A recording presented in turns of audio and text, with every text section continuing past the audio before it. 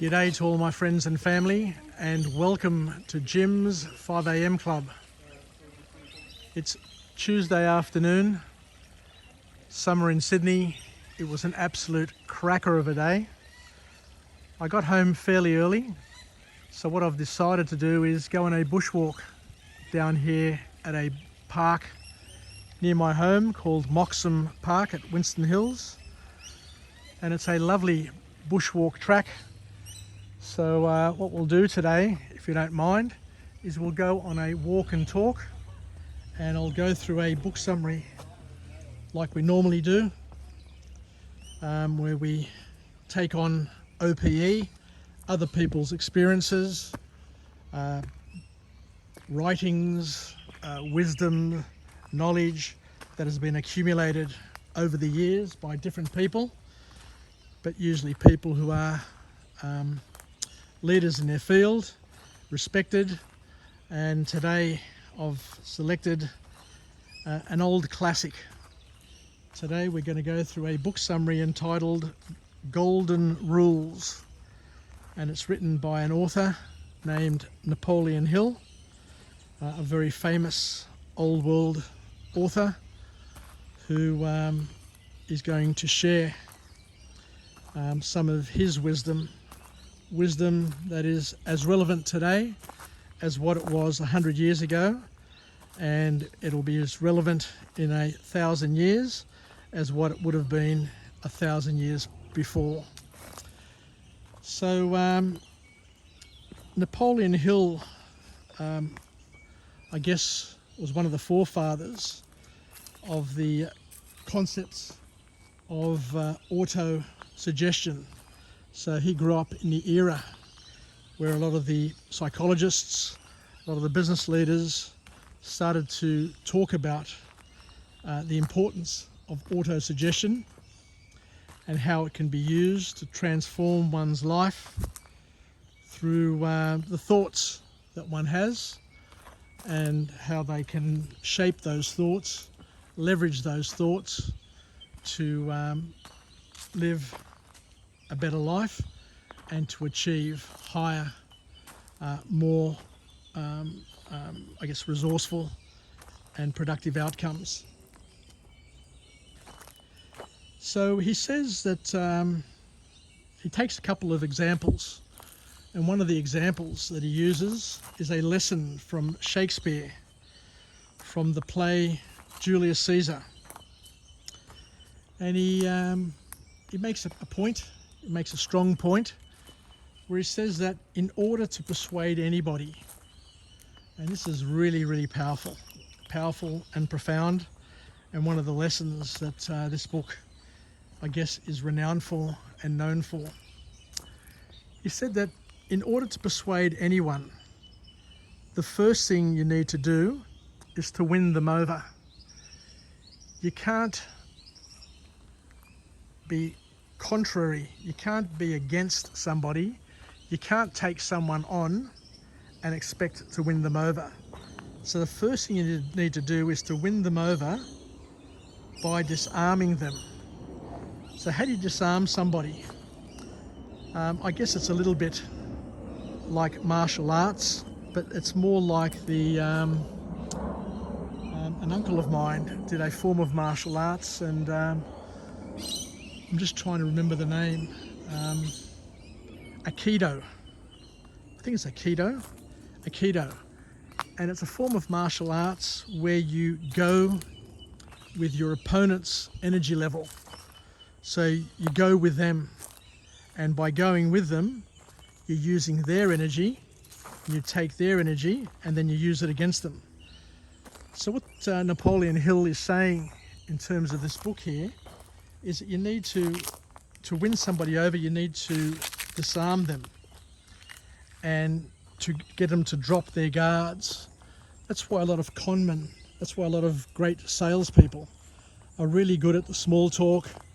They are able to make people feel comfortable, feel loved, feel understood, feel noticed. Must be a big lizard here that went down there. Feel loved, And it's all part of the game.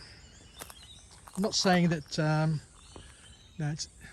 it's important to learn these techniques just to fool people and to manipulate them, but you need to disarm people by playing with them, I guess is one way of describing it, without, I guess, sounding rude or obnoxious. So once you have their attention, so once you've got them to drop their guard and to loosen up, to feel comfortable, you know, you can have a few drinks, have a few laughs, have something to eat, be it at an event where there's music, or you know, be playing golf or doing something where you can loosen up. Once you have their attention and they trust you, they like you, they've got to like you. Remember that. You're not going to get too many people wanting to do business with you if they don't like you. So you've got to be like Simon the Likeable. You can get smart, have the ability to win people over and to get them to like you very, very quickly. But as the author here says, once you've got their attention, you can start seeding new ideas and perspectives. So it's important, once again, to understand that there is a formula, there is a recipe. Fair enough, you need the ingredients, you need to be charming, you need to be knowledgeable, you need to have a chemistry, but you can start to build a chemistry if you know how to go about it. But what the author here is saying is that you need to follow sequentially a formula in order to get to where you want to get to. You know, there are steps to the game, there are steps to the dance, and you don't want to be stepping on people's toes. You don't want to be being abrupt. You don't want to be causing issues from the beginning and turning people off. It's all part of seduction, seducing your opponent, seducing your customer, your prey, or whichever way you want to describe it. And in this play from Shakespeare on Julius Caesar, he says here, Napoleon Hill says that Mark Antony praises Brutus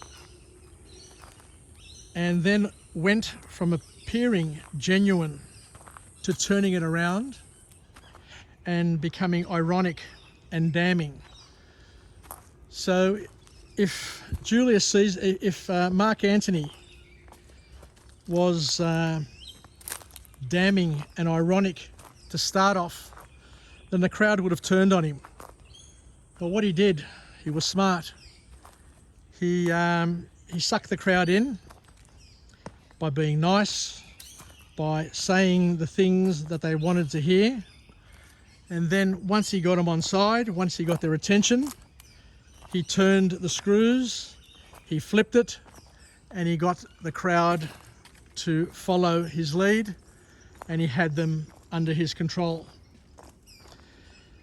Years ago, when I was working for an organisation called Advantra in the outsourcing space, Advantra was a subsidiary of IBM, Telstra and Lend-Lease, a network outsourcing organisation. Frank Cougans was the chief financial officer. And what I really loved about Frank and his meetings, his meeting style, was he would, before a meeting, say for example we went away on a love-in, we went to on a group bonding session. We went away for a weekend to try and build the plan for the business and to learn how to work together and all those things. But whenever we'd be in a room, we'd be meeting and discussing things, Frank would always start off each meeting with the following. He'd say, hey, get up, somebody, go to the whiteboard and write down the rules for the meeting. And he would invite everybody in the room there to suggest what the meeting rules should be that people abide by. And one of the interesting rules was that people had to paraphrase what the person said before them before they responded. And by paraphrasing what the person had said before they responded, showed that they acknowledged, they listened, they understood what the other person had said, and they made it evident and obvious to everybody in the room, and then they'd go on to say their bit. So it was really, really good, and I found that really powerful.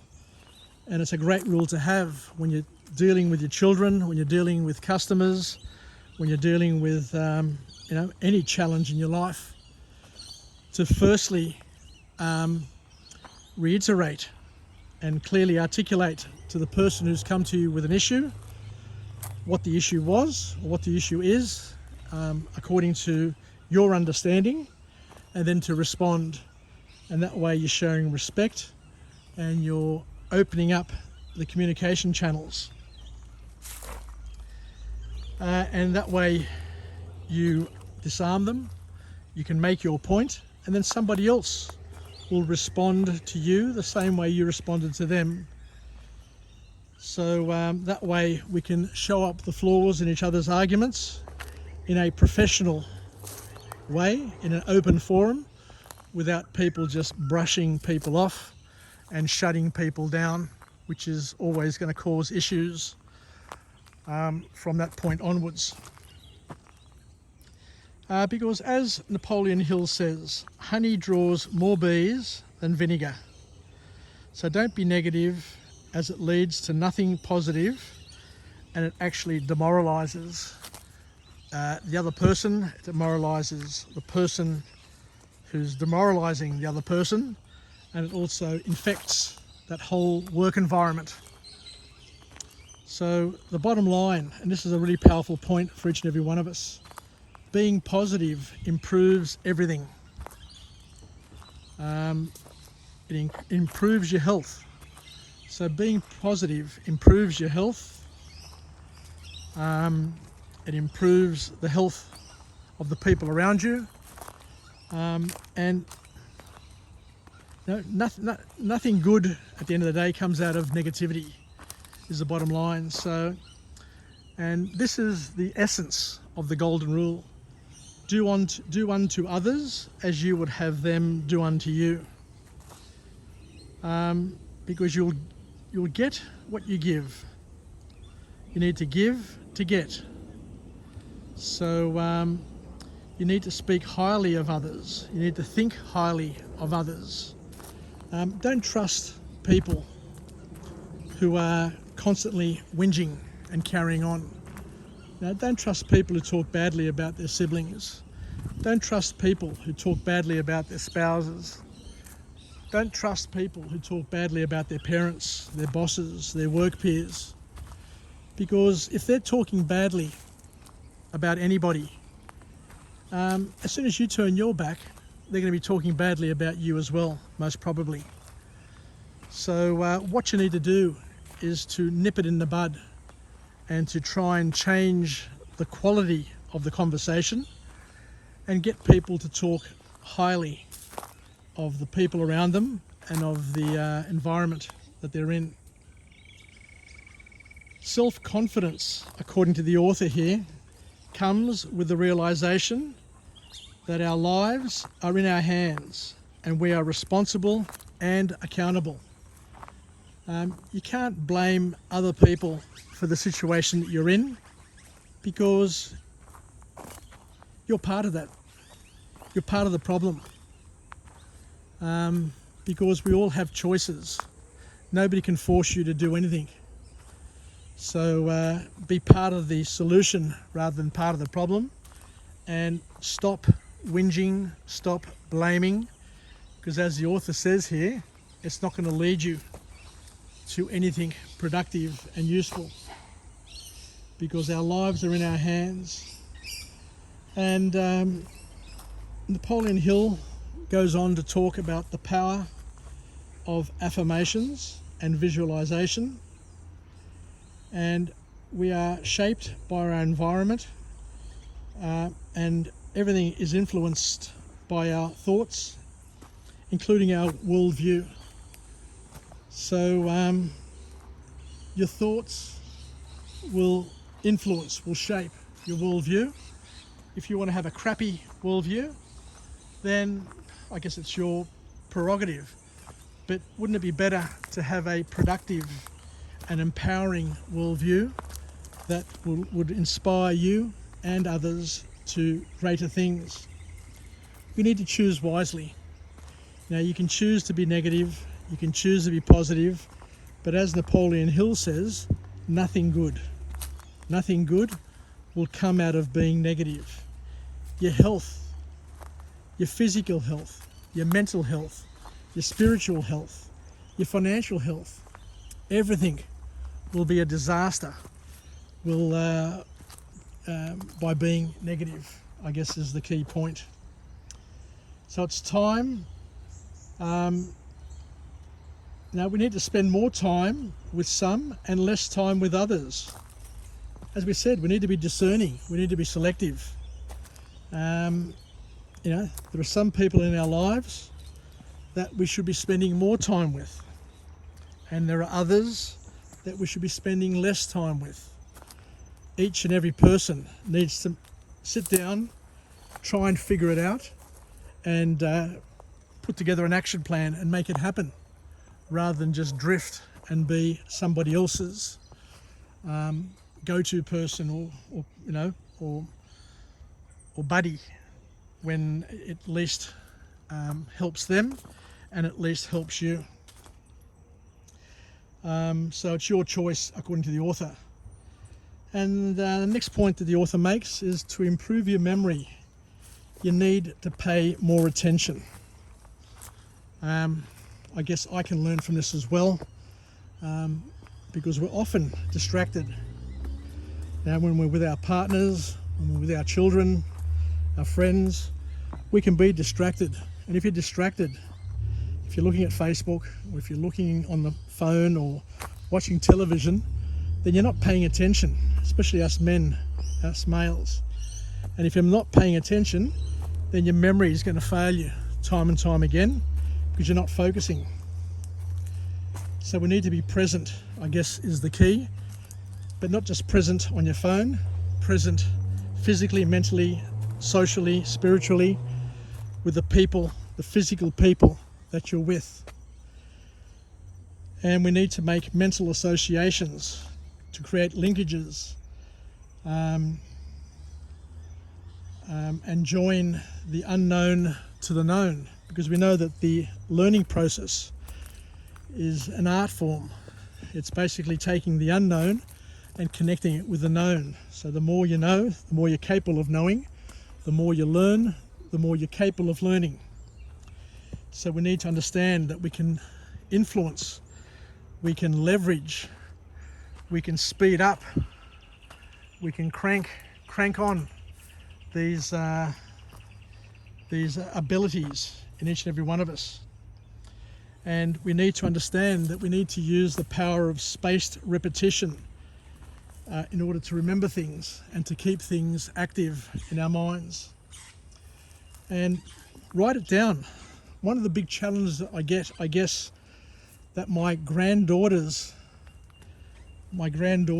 generation is going to face, is that because everything is digitized, very, very few people write things down. But as you can see here in my notes, I've taken notes here, I've written things down. And by writing things down, it makes it more memorable. Cursive writing style, I guess, helps imprint the message on your mind. You're writing at a certain speed. It's visual. I guess there's a bit of emotion in it because there's a bit of style. Everybody's got a writing style, and all of these things help to build, to turbocharge, to bring forth our creativity.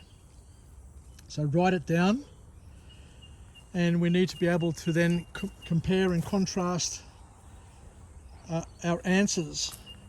I think I've mentioned before in another vlog that many years ago, when I first started my career back in 1983, I was working for a company called NCR, National Cash Register Corporation, which went on to become a very big and successful computer company. And a lot of the executives that came from NCR went on to pioneer the IT industry in America. Thomas Watson from IBM was an ex-NCR employee, and as well as many other founders of other IT companies had worked for NCR. I think Patterson was the CEO of NCR. But I went to a seminar when I was working at NCR, and we were learning SQL because NCR was going to use the SQL language, programming language, on one of its new networked computers. So it was a big thing. It was a highly secretive and a very strategic sort of move. But I remember doing the training there, and one of the trainers come in. I forget his name. I can still remember his face. But he had a very powerful training method. So what he would do is, before we even started the topic, he would say, what we're going to talk about today is networking, for example. What do we already know about networking? And he'd ask around the room, he'd ask each person around the room, what do you know about networking? And people would say things, and he'd just jot them up on the board, just key words. And then he'd say, well, great, you know a lot already, and what we're going to do is we're going to add to what you already know. So we're going to add the unknown to the known. So what he's done is he's created a foundation for each and every one of us to think about, and he made us feel good about ourselves as well, that already we as a team were able to leverage off each other and learn from each other before he even started the class. And then he'd go through and he'd deliver his module for the time slot, 1 hour, 2 hour class, I don't know what it was. And then at the end of the class, he would stop and he would summarize. He'd summarize what we'd learnt throughout the day. And that ability to summarize everything was really good. And after that, he'd ask people, what did they learn today? And people would give their experiences. I learned this, I learned that. And he got feedback from everybody. And then the next morning we'd come back, and the first thing he would do before he started his module is he would say, right, what can we recall from yesterday's class? And he'd go to the whiteboard, and basically people would start regurgitating what they remembered and what they learnt from the day before. And we would all springboard. We'd all learn from what others had remembered, because when other people are saying, I remember this, I remember that, then that'd fire off in your own brain, and you remember that, then you remember something else, and somebody else will put up their hand and say, well, that led to that. So before we even started the next session, we had some spaced repetition from the day before. And all of these things made a huge impact on me. After that, years later, I worked for an organisation called Advantra, and I had a boss then, an Asian man named Ben Liu. Ben Liu, I still remember Ben. He was a great manager. His command of the English language, spoken language, wasn't all that strong, but he was really good at what he did. But once again, at the end of a meeting, we're in a boardroom or we're in a team meeting or whatever. Whenever you'd meet with him, whenever you sit down and discuss something, he would finish up the meeting and he'd say in his English as best as he said it. As I said, he was a great leader. he would say, allow me to summarize, and he would summarize 3 or 4 points. And that act of summarizing it was beneficial, not only to him to make sure that he understood what was discussed and what was agreed, but it also helped me. I was a bit shy to ask questions and things that I hadn't really remembered or understood. By him summarizing it, he was able to clarify in my mind the sort of questions that I had, but because he took the leadership on it, it made it easier for me, and I'm sure that it would have also helped other people in the room. And that way, by summarizing something, he made sure that everybody was on the same page. Everybody left the meeting knowing what needed to be done by who, without any confusion. So very, very powerful techniques. So I think I'm done. So thank you very much for joining me on this second episode of Jim's 5 a.m. Club. The book that I've just gone through is entitled Golden Rules by Napoleon Hill, and we did a bit of extra mileage, chatted about a few extra things, but it was all very good. So thank you once again for joining me. It's the sun's gone down, it's going to be dark shortly, but it's just lovely. I just love going on a walk and talk. I love walking through the bush. I love being able to piggyback items, so I can go for a walk, I can do a book summary, I can do a talk, I can learn, and I guess we can become partners in each other's growth and development, and we can live, learn and pass it on. So wonderful. Thank you very much. And for those who are interested, we've just done the Water Dragon Way walk in Moxham Park, the John Curtin Reserve.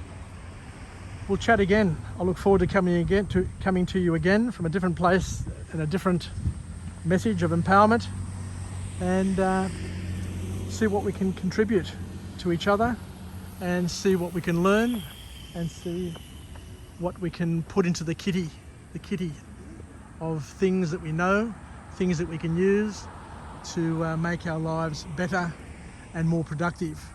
Anyway, take care everybody. Yassas and bye for now.